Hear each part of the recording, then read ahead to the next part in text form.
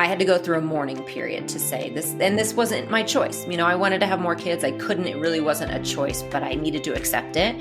And then would I still feel like a woman afterwards? Like it's affecting my hormones and you get dry and all those things that can feel embarrassing. So I think as long as you can, it took a lot for me to realize I'm not a woman because of that. What makes me feel like a woman or feel sexy, I need to dive deep into finding that femininity or sexuality that is separate from my organs. I just say that to say, let yourself feel whatever you feel around this issue, but then you will have this whole new body that you get to explore, and that's yours. And so if you can find some empowerment with that, it can actually almost be the beginning of a second season.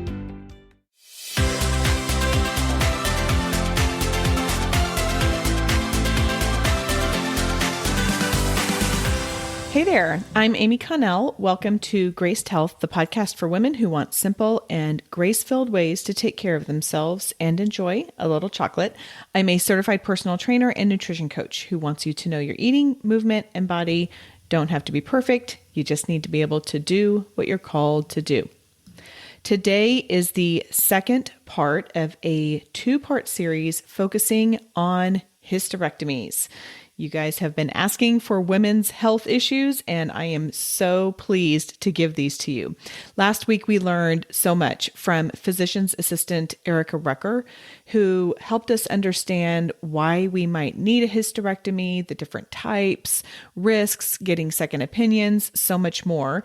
If you are in that research and contemplation phase with your provider about deciding if a hysterectomy is good for you, be sure to go back and listen to that episode.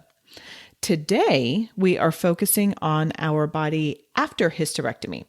Jessica Vallant is here, and she has graciously given us, I'm just calling it like the smart best friend version. You have these friends, right? Like they're some of your closest friends, and they are just so smart, and they are going to tell you what it's like, because Jessica experienced a hysterectomy or had a hysterectomy herself at age 42.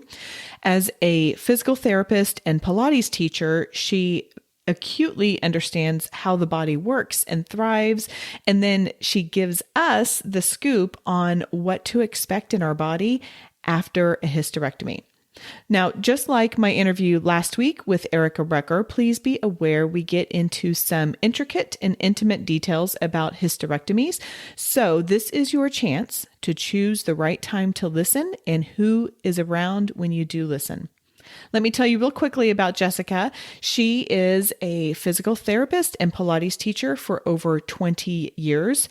Through her own journey with endometriosis, infertility, prolapse, and hysterectomy, Jessica has developed programs to help encourage and empower women going through the same struggles.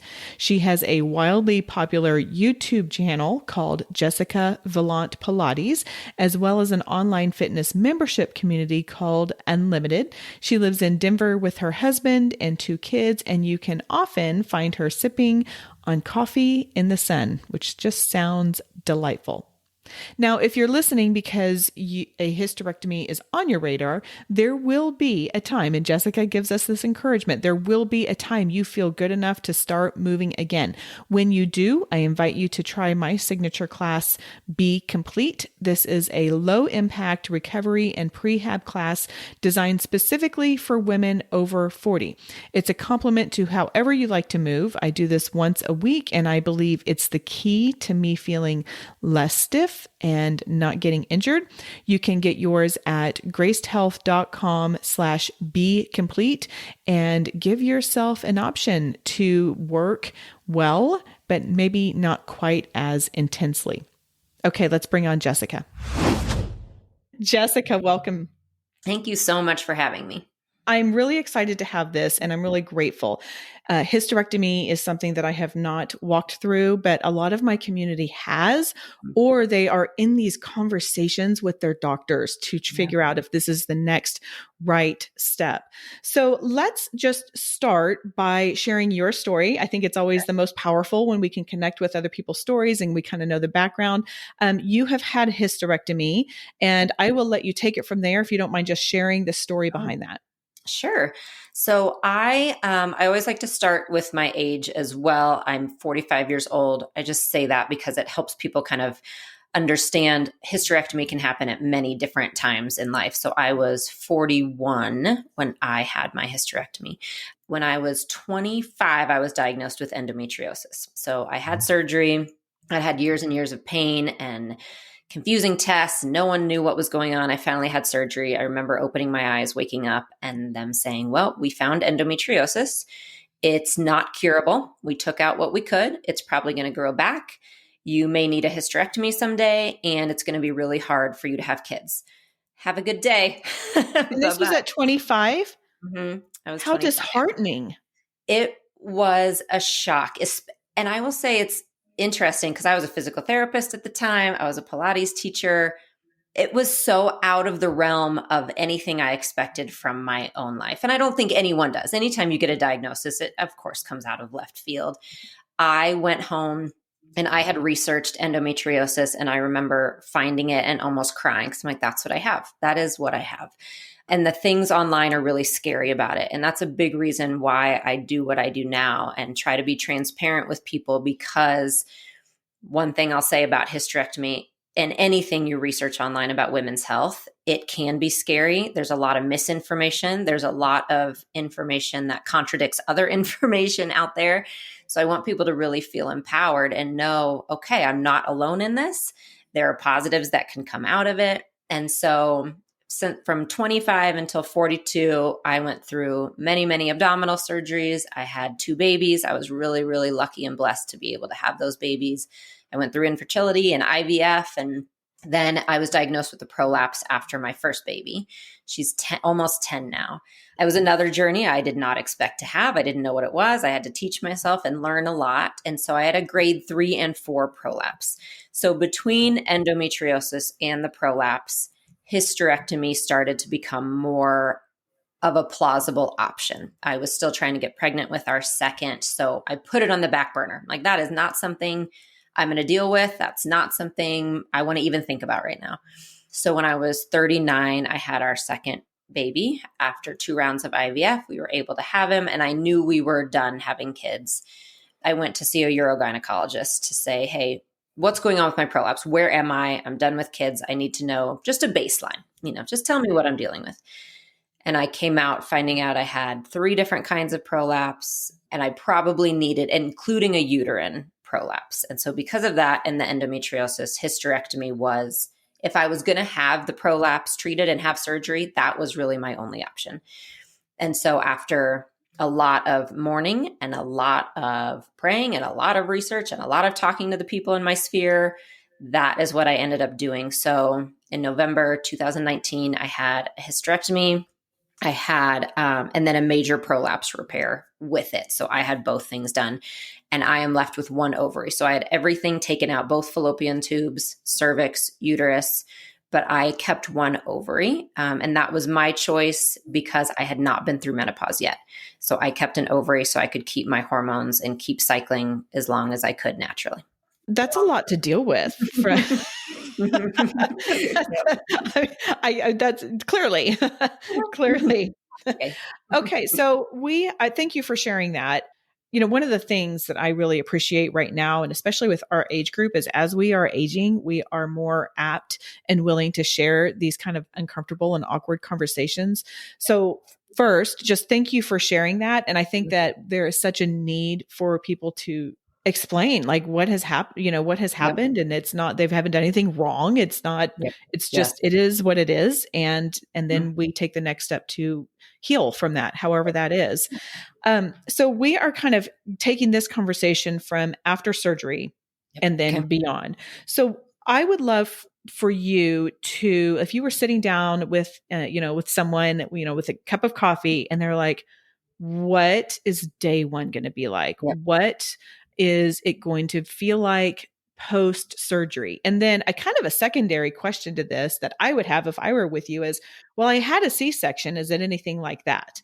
Good question. Very good question. So talk to us some about what we're physically able to do in terms of taking care of ourselves, other people we may be taking care of, all of that.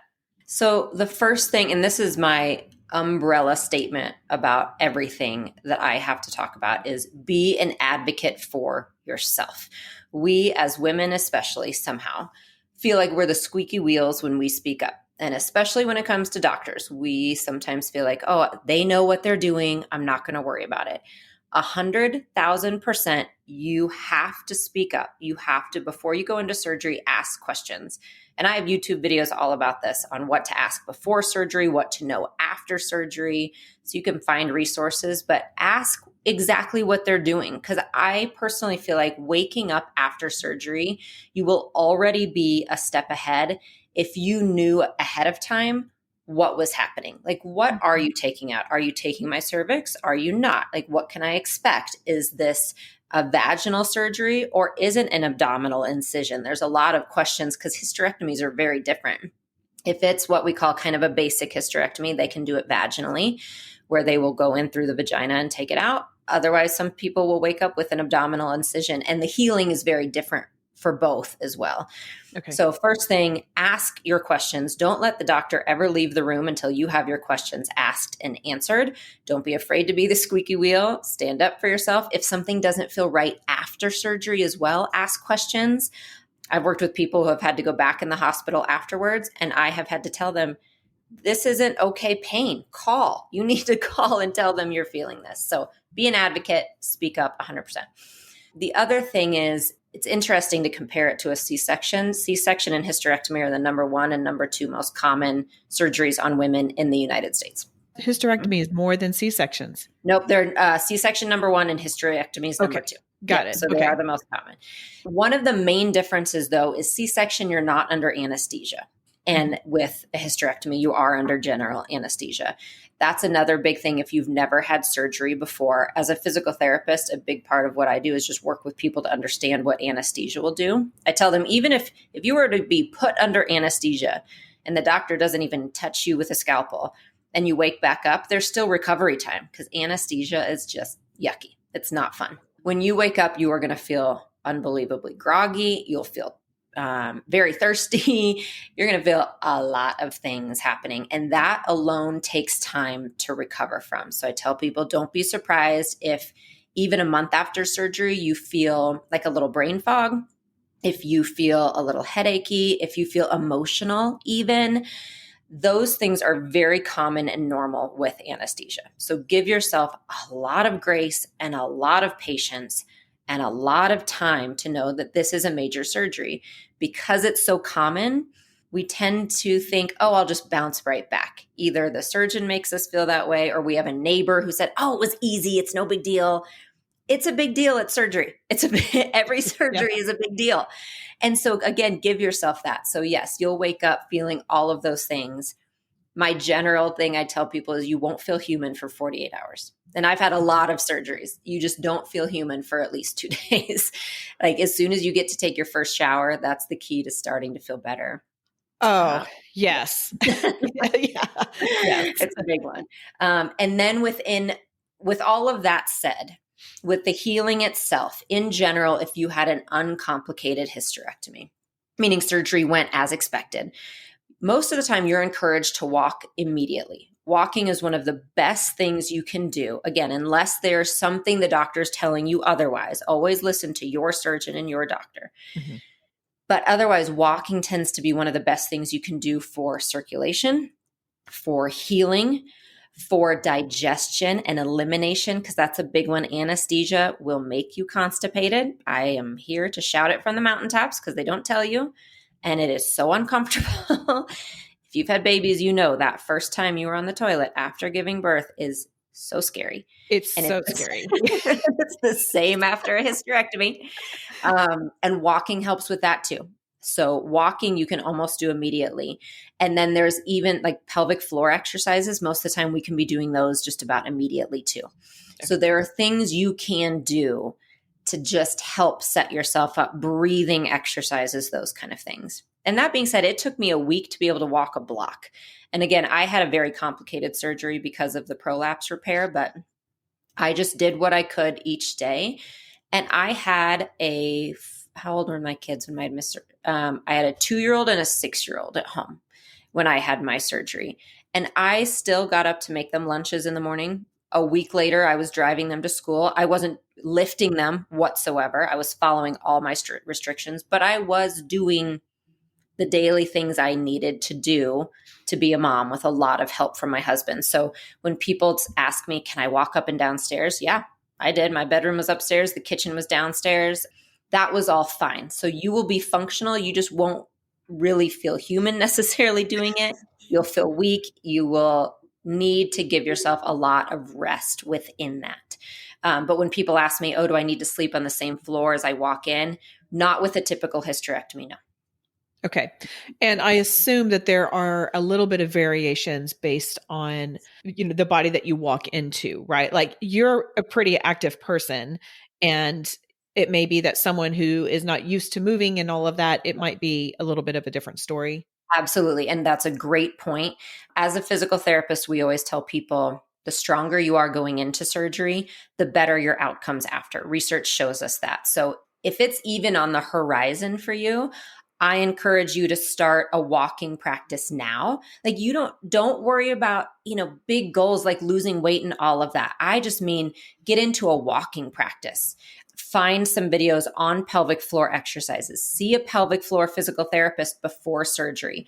All of that actually can really help with your outcomes afterwards, because you're exactly right. And also, don't ever take this or what anyone says as, oh, that's what I should be like, because we are all different. And all of us, I have seen complications happen after surgery, and it's not the fault of the patient. It just happens sometimes. So if you do need to sleep on the couch because you don't want to walk up the stairs, do it. Absolutely. Don't make yourself do something you're not ready for. And just know the more you can do beforehand, stay hydrated, all of those things. There's some great books about preparing for surgeries to even set your mindset in the right place.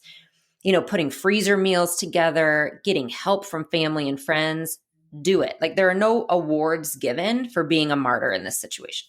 Ask for help. Yes, that and epidurals as well for people who choose to have those, for sure. Yeah. And I think too, that's a really great point, because I would assume in most cases, hysterectomies are scheduled and you will know several weeks ahead of time. So that's a really great seed that you've planted of I talk a lot on here about being kind to your future self. So how can you be kind to your future self when your future self isn't going to feel so great, or, maybe not as mobile? So I love those suggestions that you have there. You mentioned constipation, which is not something you hear people talking about just in general.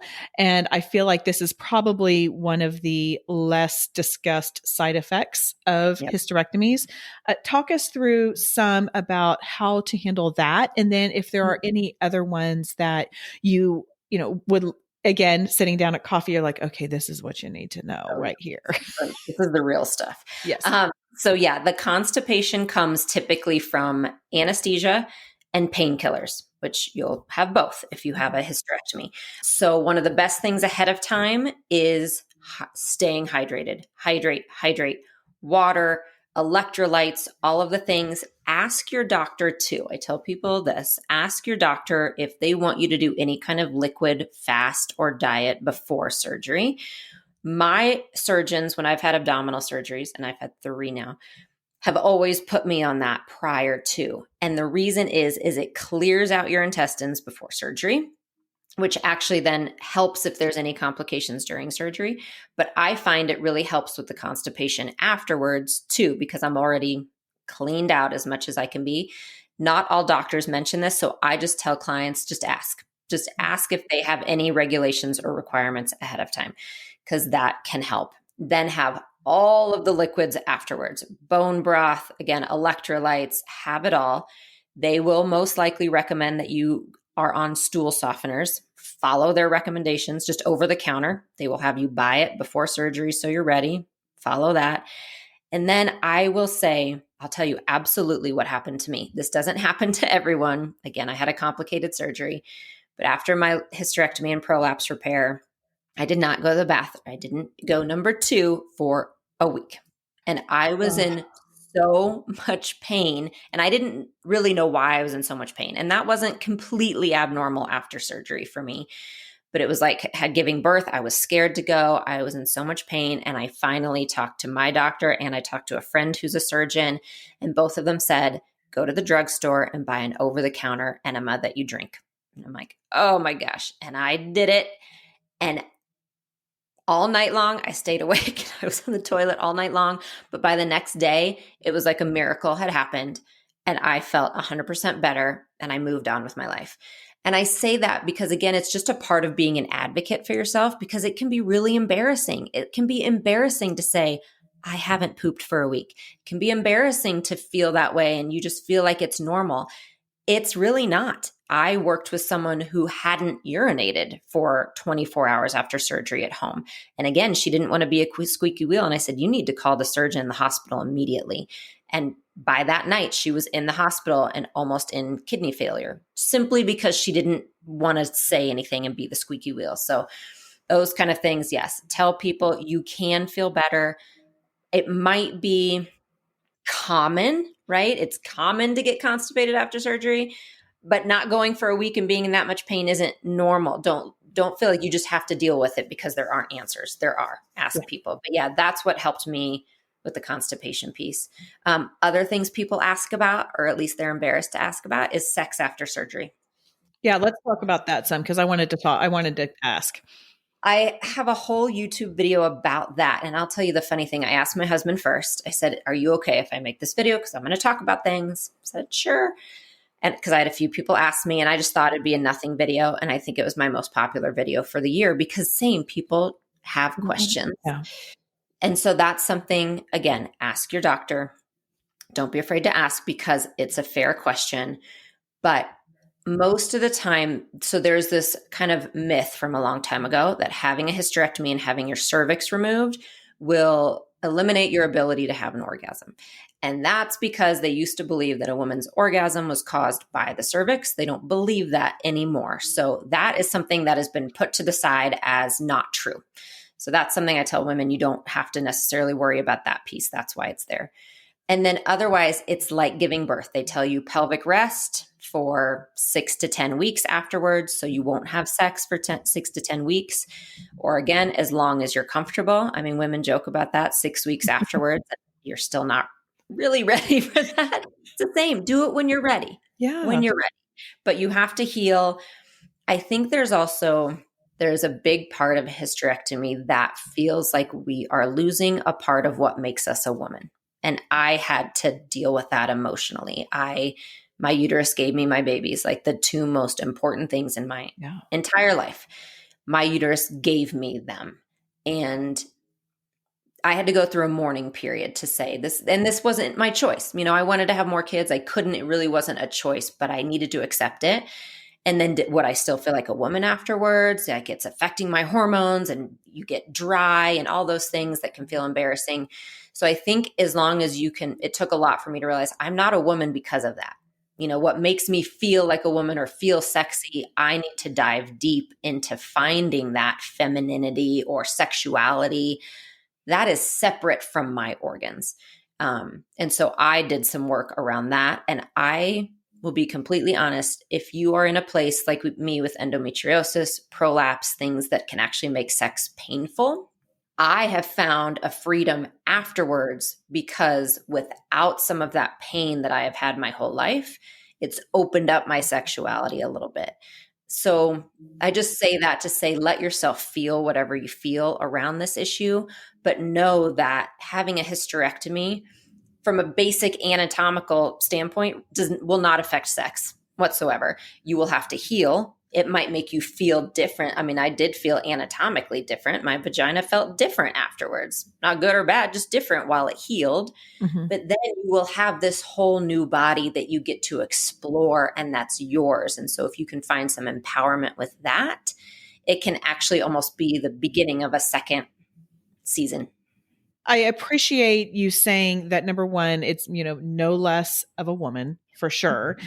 And how it's, there's a lot of things to set aside and it can open up some things and that no pun intended, Sorry. And that it might actually make it better, make intimacy better if we've been having pain, if it's been uncomfortable. Yeah. So I think I have to imagine that that would be, like you said, a really empowering thing to know that like, I'm going to make this decision for my body and it will, so that I can Yeah. enjoy this aspect of my relationship Right. better. Right. Yep. And there is a piece to the vaginal dryness piece and all of that, because again, that's a hormonal issue. So it will depend. Do you have both ovaries taken out? Do you have one ovary taken out? Are you in menopause? All of that will affect those kind of things, and libido and dryness. And so I always tell everyone, and honestly, whether you're going to have a hysterectomy or not, I believe every woman over the age of 35 should have extensive hormone testing done. And if you can work with a functional medicine doctor, simply for a baseline, it's really great information to have. Yeah. And I'm not on HRT, but I am on certain supplements that the person I'm working with has said, you know what, your estrogen is really high. This is really low. Try these supplements. It might help. And it has. And so there are options out there if you are feeling those things after a hysterectomy. Okay. So some of these little side effects, like you talked about with dryness and all that, can be managed with the help of a functional medicine and supplements or whatever else they may suggest. Good to know. Really good to know. Okay. I have a pretty active community in various forums. I mean, they love it all, and which makes me really happy. Let's talk about exercising and movement, intentional movement, because what I have heard you say is you were able, and I know this is just your experience, right? Like everybody's going to have their own experience, and you walked in pretty well conditioned. Your body was used to moving, but it sounds like after about a week, you were kind of getting in the groove of like day-to-day stuff. Talk to us about exercising and what can we expect? What are your recommendations? What is realistic and what is just a pipe dream because we think that everybody else took this long, but we can do better? I love this question. So I got a message from someone yesterday, so discouraged and defeated. She was really active beforehand, so active. And it's been 6 weeks since surgery, and why isn't she back to it? And I just had to back everything up and say, whoa. 6 weeks is nothing in the grand scheme of things of healing from the surgery. Nothing. You will feel, again, human again. Hopefully you're going on some walks and doing some stretching and doing your day-to-day life. Walking your kids into school, making dinner without getting tired, though, sitting through that. That's when I was seeing my first clients again for physical therapy. I was not lifting any weights. I wasn't doing anything close to what I was doing before surgery. I tell people, understand that this is a long game. Like we are looking at long term. Every step counts, though. You can't just skip to that end game. You don't get to skip the middle of building strength back up again. That's the absolute most important piece to protect your pelvic floor, to build the strength back. Most people will have lifting restrictions. Most surgeries that I hear, mine was no lifting more than 10 pounds for 10 weeks. And sometimes it's less than that, depending on the surgery itself. And again, I had a toddler at home and I was like, I can't lift you. And it's the hardest thing in the world, but I can't. I'm not going to ruin myself. I'm not doing it. But it also, as a physical therapist, doesn't make sense to me to say, okay, you can't lift more than 10 pounds for 10 weeks, but then at 10 weeks, do whatever you want. Like, well, that doesn't make sense. I can't suddenly lift my 30-year-old or 30-pound son at 10 weeks when I've done nothing to prepare for that during those 10 weeks. So I love what you said about intentional, because to me, that is exactly what it has to be. It's intentional, building back up.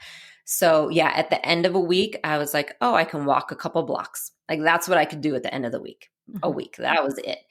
Then I started slowly adding a little more to my walks, a little more to my walks. And then I started doing some of my favorite, really basic mat exercises and stretches that I knew would be safe. And then I think it probably was around 6 weeks that I felt ready to lift 3 or 5 pound dumbbells. That's about where I was, 3 or 5 pound.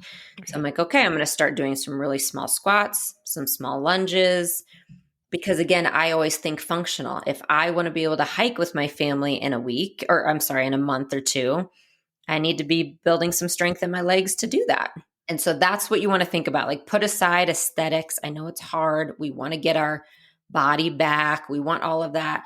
Don't worry about that yet. Right now, you're just building strength to be functional so that when it's time to do your fun sports and activities, tennis, hiking, whatever, you've built the foundation to be super safe and strong and ready to do that. So I tell people it took me, to be honest, a year to be completely safe and free in my workouts again, meaning I wasn't nervous to do certain things. I could do things in a framework of, okay, you've done the work, Jessica. Now you're safe to try this. Like, go try this new class, go do this. It took a year for me to get through a workout and not think about, okay, am I pulling my abs in? Or am I doing this? Is it safe? All the things. And it took me a year to get to that point. Yeah, I really like how you said it took me a year to feel safe and free, because I haven't really had a lot of surgeries, but I had 2 C-sections, and there's that moment, there's that period of time where you're just protective, and there's like this continuous narrative in the back of your head of, well, am I going to hurt myself? Am I going to make a good thing? Is this a good thing? And it's just, it's right there. So I think that's really good for people to hear that a year seems like a long time, but like you said, it's a long game, and every step counts, and you've got to take each step. So Yes, that's really encouraging. And I hope also kind of grace giving to people who are feeling like, I had this done 3 months ago. Why aren't I feeling better?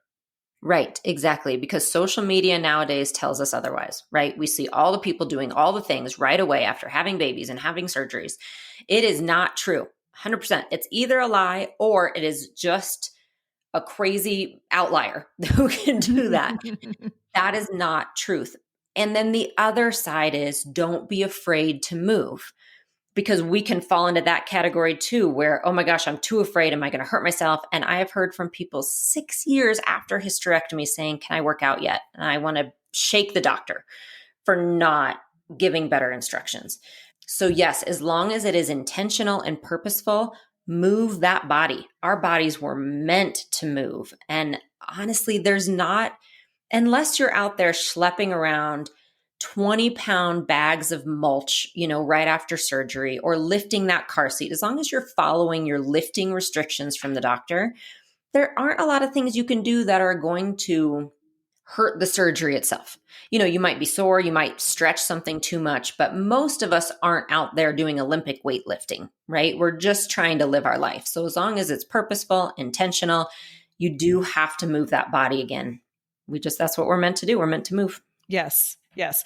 This is not news to my community. And I'm so glad that you said that same thing. And I mean, we do need to move, and there's so much, there are a lot of benefits of the movement too, because then your blood is flowing, it's carrying the nutrients, it's getting what your body needs to heal to where it needs to go when we're moving. So I completely agree with that.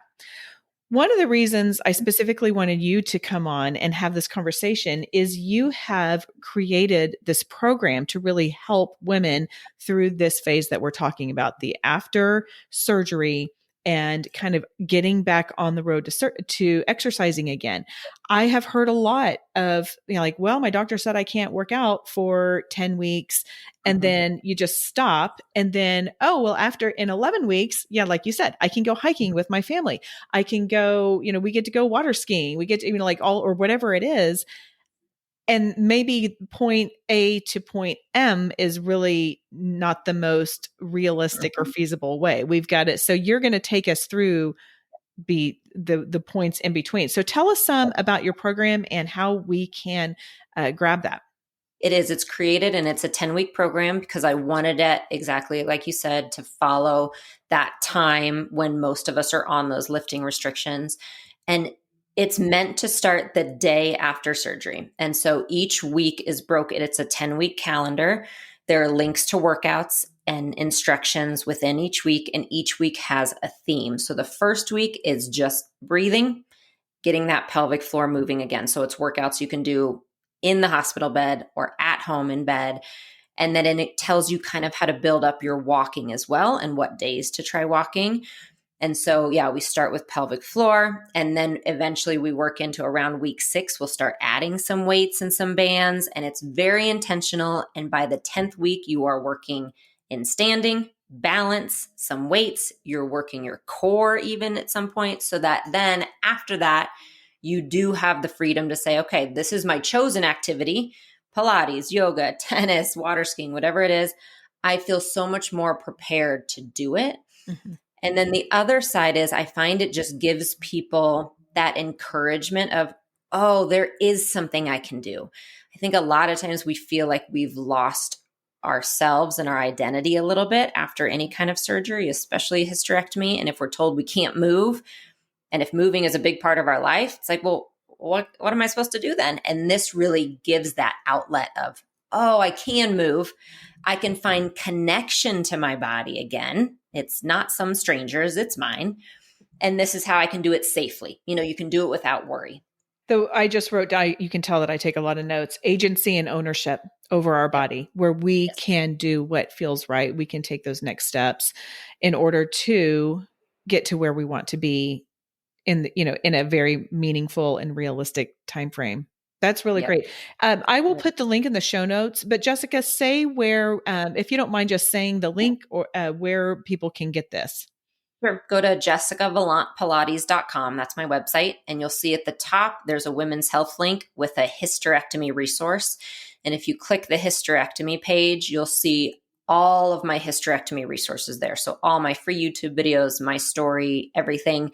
And then if you scroll to the bottom, the workout plan is there. So just go to jessicavallantpilates.com and find hysterectomy. And that's V as in Valentine, ALANT. Yes, that's great. Okay, I have a couple questions I ask all my guests. Great. Okay. The first is I love learning about people's tattoos. In fact, I was just on a girls' weekend and our waiter he just had this huge sleeve. And I said at the very end, I was like, okay, I really like learning about tattoos. And I find that people normally, when they will put something on their body for the rest of the life, they will have meaning behind it. And his face lit up. It was so cool. So I'm like, this is such a fun question to get to know people. So I was wondering if you had any tattoos, if you would mind sharing what it is and the meaning behind it. If you don't have one, but you had to get one, what would it be and where would it go? So I got my first tattoo on my 45th birthday last month. Oh, great. And can you see it? Where's the camera? There we go. Oh, it's on the inside. Yes. And it's the word hope. Hope. I see it.